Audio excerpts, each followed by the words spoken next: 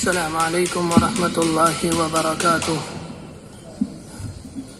بسم اللہ الرحمن الرحیم۔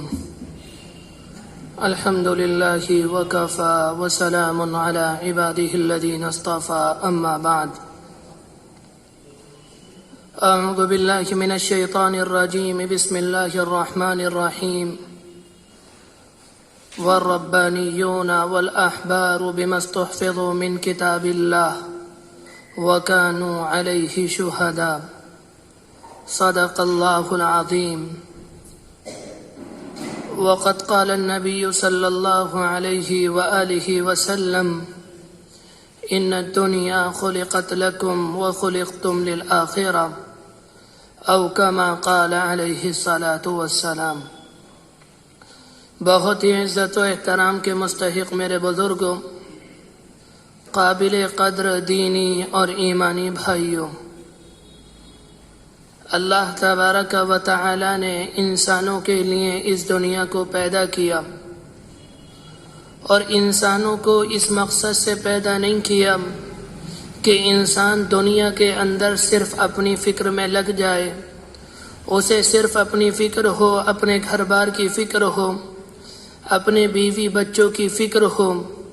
صرف اس مقصد کے لیے انسانوں کو پیدا نہیں کیا، بلکہ انسانوں کو پیدا کرنے کا اللہ رب العزت کا مقصد یہ ہے کہ اے بندو، تمہیں دنیا کے اندر رہنا ہے، دنیا کو کمانا ہے، اور اس کے ساتھ ساتھ تمہیں آخرت کی تیاری کرنی ہے۔ انبیاء علیہم السلام کو اللہ تبارک و تعالی نے انسانوں کی رہنمائی کے لیے مبعوث کیا، اور آخر میں نبی اکرم علیہ السلام اس دنیا کے اندر تشریف لائے۔ آپ نے دنیا کو وہ علم دیا جو آپ سے پہلے کسی نے نہ دیا، اور قیامت تک کوئی انسان نہ دے سکے گا۔ آپ قرآن مجید لے کر آئے، آپ احکام خداوندی لے کر آئے، آپ نے صحابہ اکرام کے سامنے اپنے علم کو رکھا، صحابہ اکرام نے آپ سے قرآن مجید کو لیا، آپ سے آپ کے طریقے کو، آپ کی سنتوں کو لیا، اور صحابہ اکرام نے اس پر عمل کر کے رہتی دنیا تک کے انسانوں کو بتا دیا کہ تمہیں نبی اکرم علیہ السلام کی تعلیمات پر عمل کس طرح سے کرنا ہے۔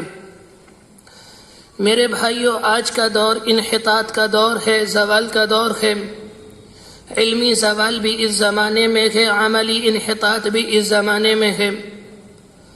ہم اور آپ نبی کی تعلیم سے بھی دور ہیں، اور نبی والے کام سے بھی دور ہیں، اور نبی اور صحابہ والے عمل سے بھی دور ہیں۔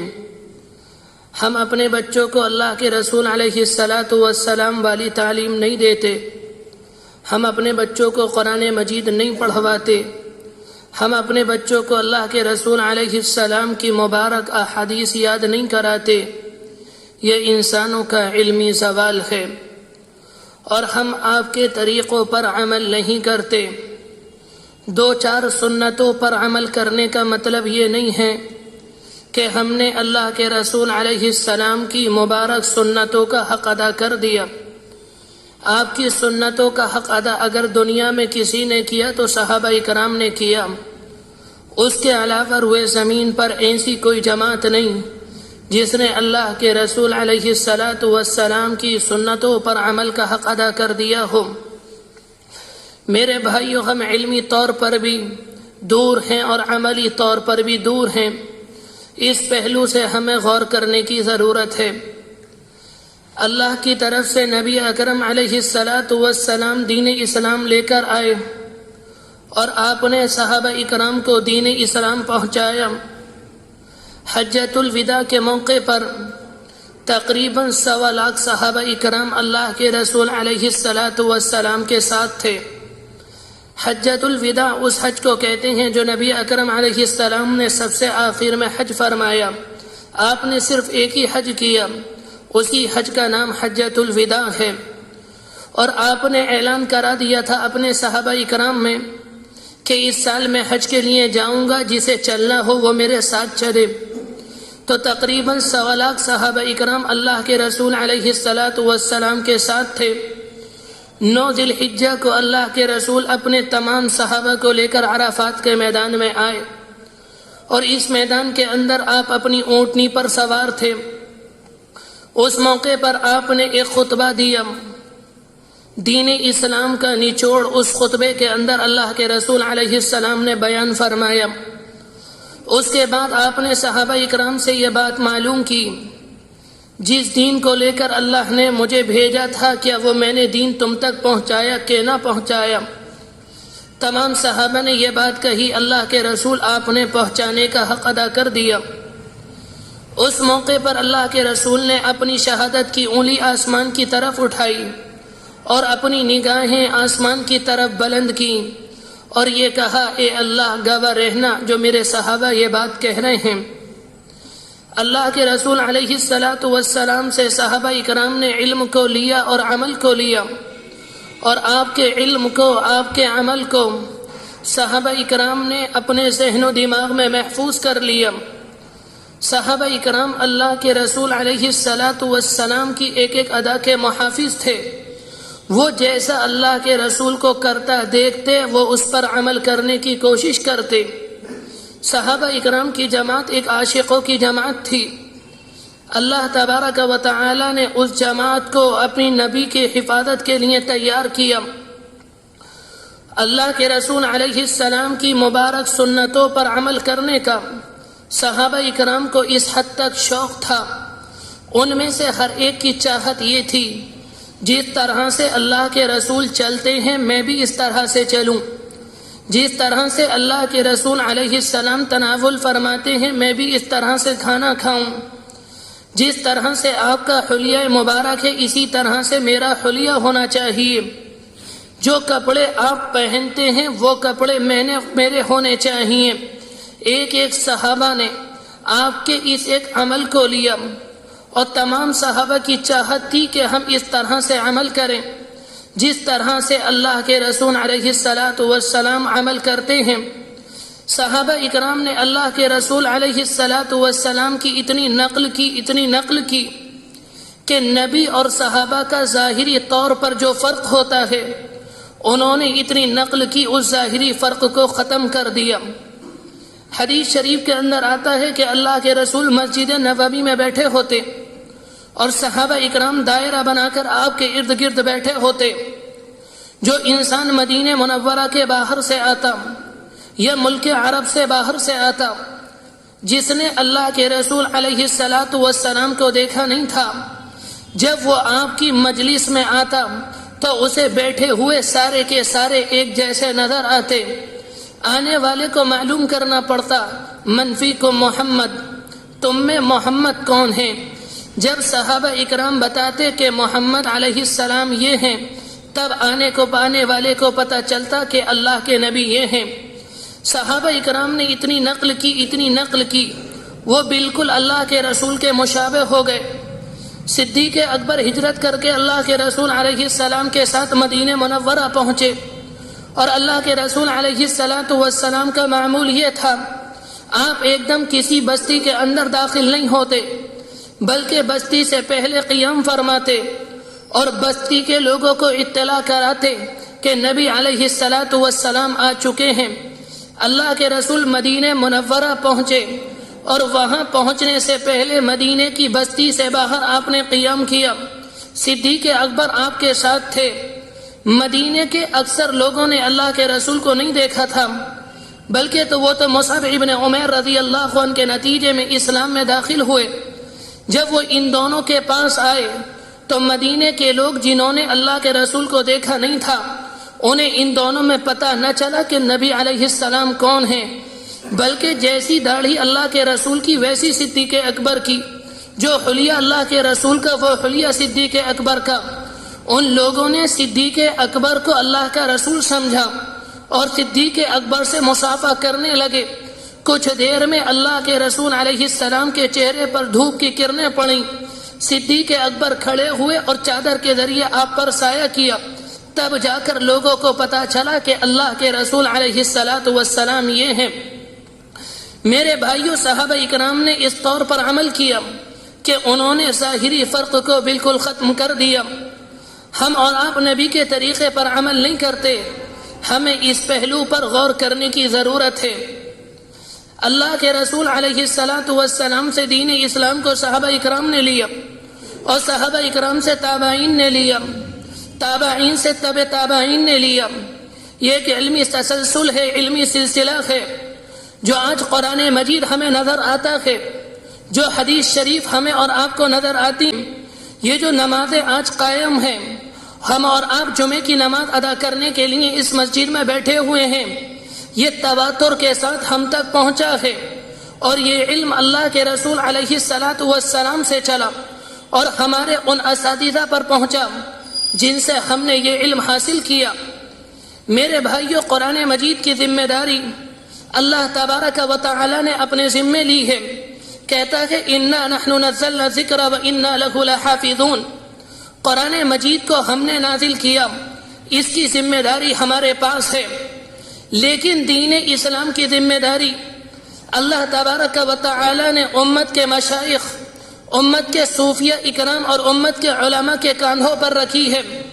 قرآن مجید کہتا ہے وَالرَّبَّانِيُّونَ وَالْأَحْبَارُ بِمَا اسْتُحْفِظُوا مِنْ كِتَابِ اللَّهِ، دنیا کے اندر جو اللہ والے ہیں، اللہ کو پہچاننے والے ہیں، اور جو دنیا کے اندر علماء ہیں امت مسلمہ کے اندر، دین اسلام کی ذمہ داری ان کی حفاظت ہے، اس کی حفاظت کرنا ان کے ذمہ داری ہے۔ اللہ کے رسول علیہ السلام سے پہلے بہت شریعتیں آئیں۔ آپ کے زمانے میں مدینہ منورہ کے اندر یہود کے 2-3 قبیلے تھے، ان میں ایک کا نام بنو قریظہ اور ایک کا نام بنو نذیر تھا۔ یہ جو یہود آپ کے زمانے میں تھے، یہ عیسیٰ علیہ السلام کو نہیں مانتے تھے، یہ کہتے تھے ہم اپنے نبی موسیٰ علیہ السلام کو ماننے والے ہیں، اور ان کے اوپر اللہ نے جو کتاب توریت اتاری، ہم اس پر عمل کرنے والے ہیں، ہم انجیل پر عمل نہیں کریں گے۔ لیکن ان لوگوں نے توریت کے اندر اور موسیٰ علیہ السلام کی شریعت کے اندر رد و بدل کر دیا۔ اللہ کے رسول علیہ السلام کے زمانے میں یہود کے 2 قبیلے تھے، ایک کا نام بنو نذیر اور ایک کا نام بنو قریظہ تھا۔ بنو نذیر مالی حیثیت سے مضبوط تھے، اور بنو قریظہ مالی اعتبار سے، مالی حیثیت سے بہت زیادہ کمزور تھے۔ جس طرح سے اللہ کے رسول علیہ السلام کی شریعت میں یہ بات ہے، اگر امت مسلمہ کا اگر اس وقت کہیں اسلامی نظام قائم ہے اور امت مسلمہ میں کوئی شادی شدہ انسان اگر زنا کا ارتکاب کرے گا، اسے سنسار کیا جائے گا، اسے پتھروں سے مار کر مار دیا جائے گا۔ اسی طرح سے اگر ایک مسلمان دوسرے مسلمان کو قتل کرے گا تو سامنے والے انسان کو قتل کیا جائے گا۔ بنو نذیر کی مالی حیثیت اچھی تھی، ان کے ہاں بھی توریت میں یہی احکام تھے جو امت مسلمہ کے لیے ہیں۔ لیکن اگر بنو نذیر کا کوئی انسان جن کی مالی حیثیت اچھی تھی، کوئی انسان زنا کا ارتکاب کرتا تو اس انسان کو سنسار نہیں کیا جاتا، اور بنو قریظہ جو مالی حیثیت سے کمزور تھے، بنو نذیر کے سامنے جن کی کوئی حیثیت نہیں تھی، اگر بنو قریظہ کا کوئی انسان زنا کا ارتکاب کرتا تو اسے سنسار کر دیا کرتے۔ اس طرح سے انہوں نے موسیٰ علیہ السلام کی شریعت میں رد و بدل کر دیا۔ تو اس لیے کہا گیا اگر امت مسلمہ کے اندر کوئی انسان رد و بدل کرنا چاہے گا تو ان علماء کی ذمہ داری ہے، یہ سامنے والے کو رد و بدل نہیں کرنے دیں گے۔ اس طرح کی ہزاروں مثالیں ہماری تاریخ کی کتابوں میں موجود ہیں۔ میرے بھائیوں، اس زمانے کے اندر مدارس کے اندر جو کچھ پڑھایا جاتا ہے، یہ اس زمانے کی ایجاد نہیں، یہ کوئی نئی اختراع نہیں، بلکہ یہ انہی اکابرین سے سیکھی ہوئی باتیں ہیں جو ہم اپنی آنے والی نسل کو پڑھاتے ہیں۔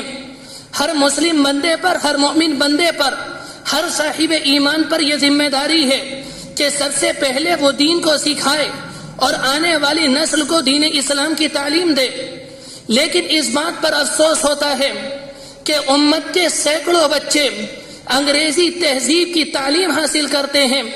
صبح کو اگر آپ دیکھیں گے کتنے بچے ایسے ہوتے ہیں جن کے والدین انہیں باقاعدہ تیار کرتے ہیں، انہیں شاندار کپڑے پہنائے جاتے ہیں، ان کے سروں میں تیل لگایا جاتا ہے، کنگھی کی جاتی ہے، اور ہر والدین کی تمنا یہ ہوتی ہے کہ میرا بچہ دیکھنے میں سب سے شاندار نظر آئے، اس طرح سے وہ اپنے بچے کو اسکول کے لیے بھیجتے ہیں۔ میں آپ سے معلوم کروں کہ اپنے ملک کے اندر ایسے کتنے فیصد طلبہ ہوں گے جو مدارس کے اندر آتے ہیں، جو قرآن مجید پڑھتے ہیں، جو تفسیر پڑھتے ہیں، جو ناظر قرآن پڑھتے ہیں، اور ان کے والدین انہیں اس طرح سے تیار کرتے ہوں جس طرح سے وہ اپنے بچوں کو اسکول کے لیے تیار کر کے بھیجتے ہیں۔ شاید 1% طلبہ آپ کو نہ ملیں گے پورے ملک کے اندر۔ لیکن میرے بھائیوں یاد رکھنا، ہم اپنے بچوں کو اسکول اس لیے بھیجتے ہیں تاکہ ہمارا بچہ بڑے ہو کر جب ڈاکٹر بنے گا یا انجینئر بنے گا یا لائر بنے گا، گھر کے اندر پیسے آئیں گے، گھر کے اندر بچے کا کاروبار بہت شاندار ہوگا، بچہ بہت زیادہ ترقی کرے گا۔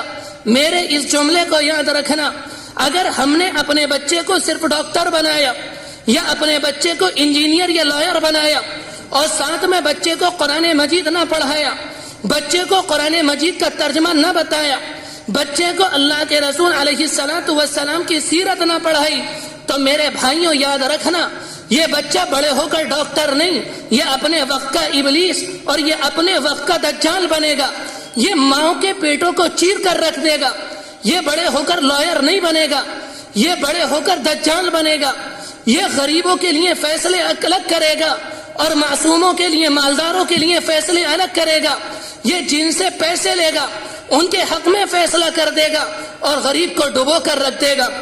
میرے بھائیوں یاد رکھنا، اگر اس کے ساتھ ہم نے اپنے بچوں کو دینی تعلیم نہ دی تو ہم اپنے بچوں کو جہنم کی بھٹی میں جھونک دیں گے۔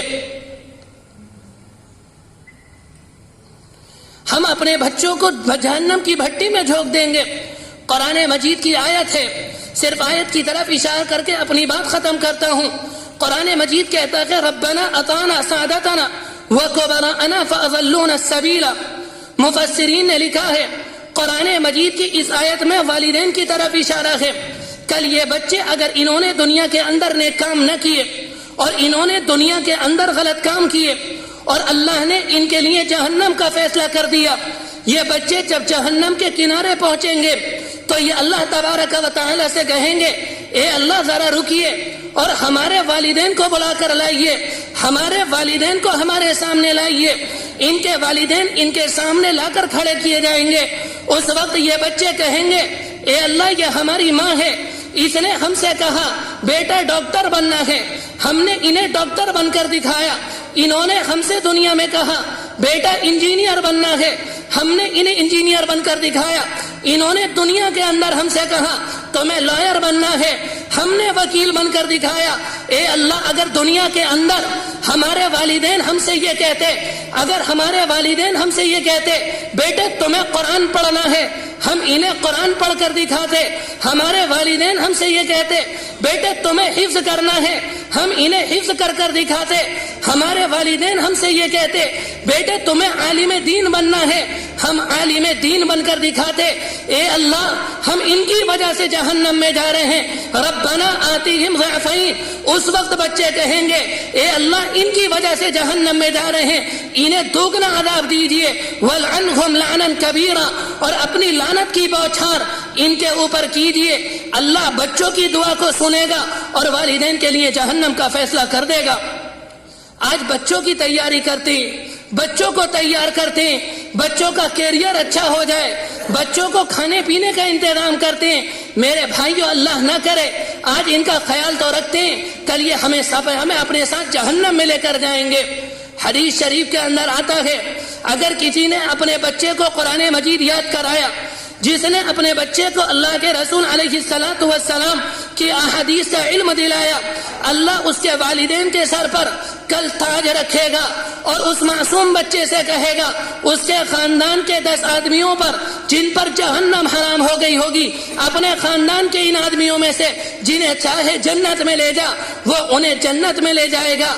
میرے بھائیوں میں دنیاوی تعلیم کا مخالف نہیں، لیکن میں اتنی بات ضرور کہتا ہوں اگر آپ انہیں دنیاوی تعلیم دیتے ہیں انہیں ساتھ میں دینی تعلیم دیں، انہیں قرآن مجید کی تعلیم دیں، انہیں اللہ کے رسول علیہ السلام کی تعلیم دیں، کہیں ایسا نہ ہو ان کی وجہ سے ہمیں جہنم میں جانا پڑے۔ جو بات کہی گئی اللہ تبارک و تعالی عمل کرنے کی توفیق نصیب فرمائے۔ آنے والے اتوار پیر میں اپنے مدرسے میں تبلیغی جماعت کا اجتماع ہے. سبھی بھائیوں سے درخواست ہے وہ خود بھی آئے، اپنے ساتھ اور لوگوں کو بھی لے کر آئے. جو بات کہی جائے اسے ذہن سے سنیں، اس پر عمل کرنے کی کوشش کریں. اللہ تبارک و تعالی آپ کے بیٹھنے کو قبول فرمائے. وآخر دعوانا ان الحمد للہ رب العالمین.